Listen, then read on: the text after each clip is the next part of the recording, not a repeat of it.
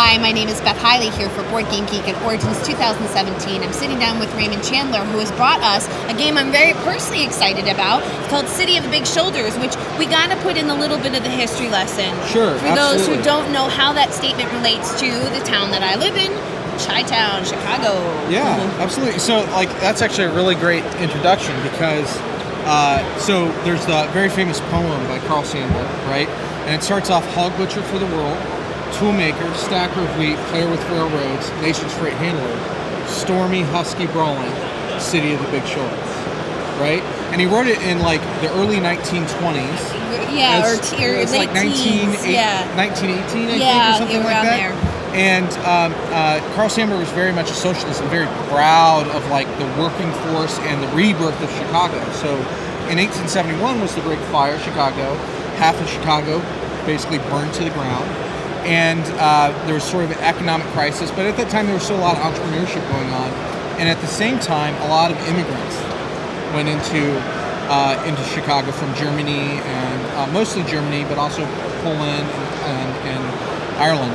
And they started a lot of new companies and basically rebuilt Chicago from the ground up.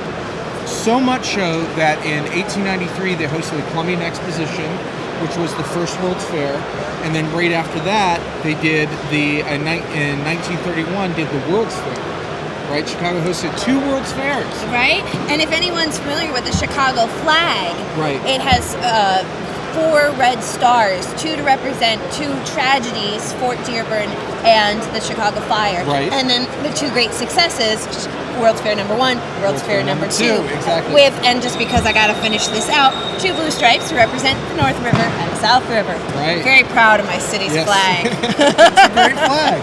And it tells a story. And that's what we wanted to do with this. So the big thing about this game, 30-second pitch, Arkwright meets 1846. So that's a good pitch. We've got really heavy Euro going on out here. We've got a demand track for you to sell goods at. We've got sort of a tableau building, worker placement, action spaces that come out over the course of the game. And we've got an 18XX style stock market. So you notice we have a lot of poker chips here. You're going to buy shares in companies. And I know 18XX is kind of ooh, you immediately get that I don't know if I want to sit down. We've accelerated. There are 5 stock rounds. There are 5 operating rounds. You play it 2.5 hours, right? Wow, yeah. So for your heavy 18XX group, this might be a filler game, or it'll fit right in. If you like heavy Euros, you kind of want to dabble a little bit in XX, but you're not sure if you want to sit down for a 6-hour game. You got 2.5 hours right here. Literally the game for me in every way. Yes, absolutely. you got your worker placement. You got your resource management, everything. So some of the things you can do in the game, you can hire, you're going to power factories on your charters. Each charter has space for workers. So this has 2 factories here. And in order for this factory to produce 2 goods, it has to have a worker. And you're going to turn wood for of course the packaging for all the Cracker Jacks, right? into Which 2 goods. we should mention was invented for the first World's Fair. For the first World's Fair. A lot of people don't know this, but Cracker Jacks was actually around for 20 years before that. Oh, I didn't know that. It was 2 guys owned a popcorn shop, and they struggled for 2 decades. And they're like, well, what do we do? Well, we'll caramelize our popcorn, and we'll sell it. And it sold like crazy. And they sold it to ball games, and they sold it to World's Fair. And what do you call it? Well, we'll call it Cracker Jacks. And then that kind of blew up. And then they started doing the prize in every box thing. And they did that in the early 1900s. And then from there, they just sold like crazy, right? And now it's a household brand, right? See, I love it when we can mix history and board games. Yeah, this puts me in my happy place. Yeah, and we don't have it yet, but on the back of these, there'll be a little history, and you get to read a little bit about how the company got started. Yeah, so you've got all of that kind of going on here. So you can automate your workforce. You're going to hire managers. You have an appeal track here on the right side of the board that you want to sell goods. So the better your goods sold, the better you're well known, the bigger the bonuses you get. You've got a lot of that little stuff going on, and it's a lot of fun. Now, we should mention that this is what we're looking at here is still a prototype copy. It's still very much prototype. How close to the finalized for art? Is this basically what people are going to see once it hits shelves? That's a great question. So the art is definitely finalized. So this is what we want to do. One of the things we want to do, because we're a brand new company, right? is we're giving ourselves a year to develop and play test and streamline.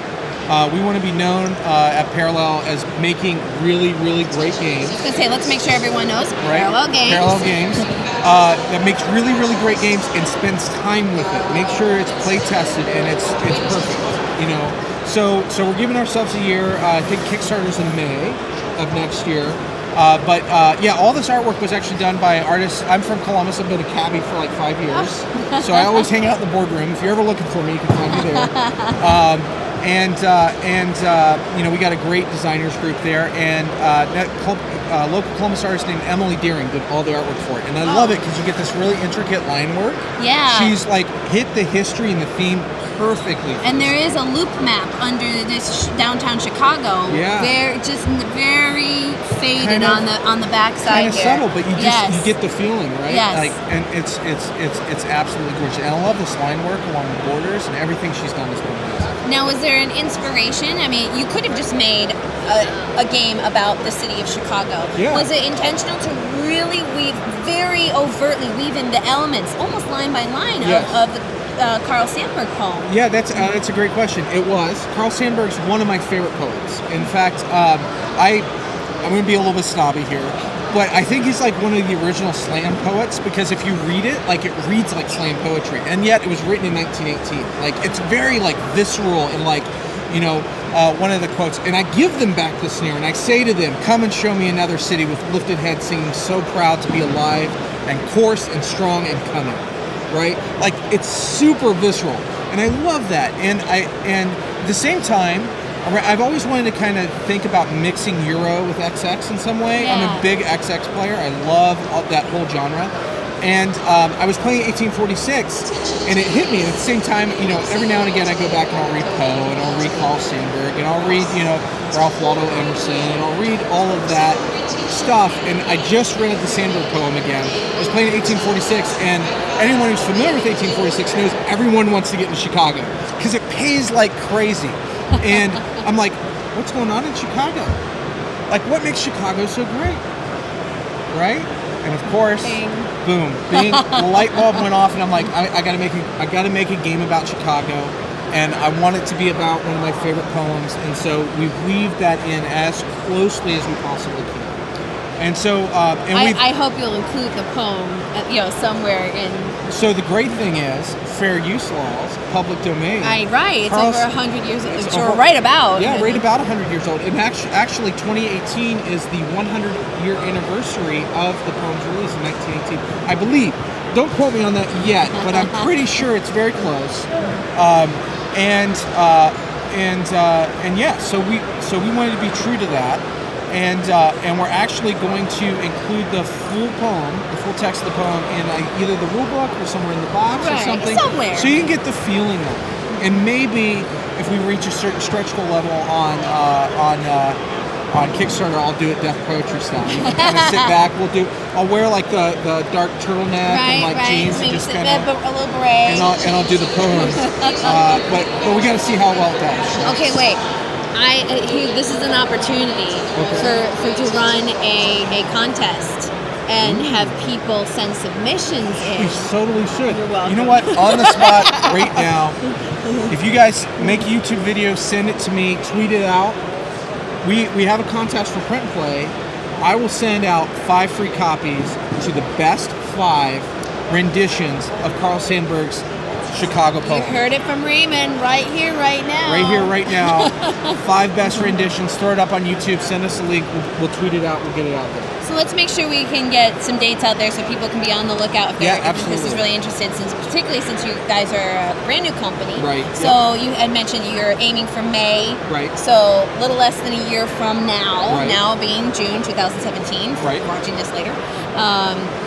And your plan is to go Kickstarter? So. Okay, we want to do, so first off, we will be at Gen Con this year in the first Explosion Playtest Hall, playtesting the game and just trying to get feedback. We're going to try to hit up a few unpub events in the Midwest. Yeah. There's, actually, speaking of that, second plug, kind of off topic, but here in Columbus, there's the Game Developers Expo, and we're going to try to bring in the unpub folks this year. So if you're a local designer, come check that out. That takes place at COSI. I don't know the exact dates, but we'll be there. And then we'll be on Kickstarter in May of next year. So look us up. And then our hope is, and we're working really closely with Panda on this for Gen Con release next year. Okay, fantastic. So we'll be in the booth. We'll be selling the game.